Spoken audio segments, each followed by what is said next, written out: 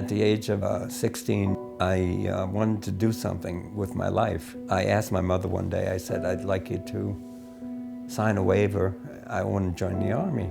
And she said, son, you know, there's a war going on now in Vietnam. And I said, I'm aware of that. I said, but there's nothing here for me in Brooklyn. It took a little prodding, but she finally agreed. Based upon my performance, my superior commander had even put me in to go to trainee leadership school. I never made it to trainee leadership school. I had gotten word that my mother's life was in danger. At the time, she was living with another man who was an alcoholic. She said, he punched me. I went AWOL. I overstayed. Just keep an eye on my mom. Finally, I turned myself in. But my particular company commander hated gay people. And I finally told him, actually I told him I was bisexual. He said, I'm going to teach you a lesson. And I was sentenced to 1 year of hard labor in a military prison. And then a group of soldiers came to me one night and they said, this is your last night on earth. I said, what are you talking about? They said, we're going to kill you tonight.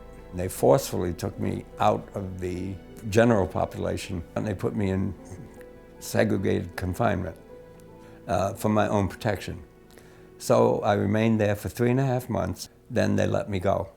So in 1967, I was given undesirable discharge based on homosexuality, which precluded me from obtaining all medical or educational benefits from the military. In 1987, and there was a meeting of the New England gay and lesbian veterans. And I introduced myself. I said, I'm a bisexual veteran.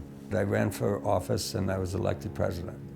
And in 1989, we had a meeting with Dr. Paul Camacho, and he's a Vietnam veteran. And he arranged minority conferences in Washington, D.C. And finally, he wanted to introduce gay veterans into the agenda.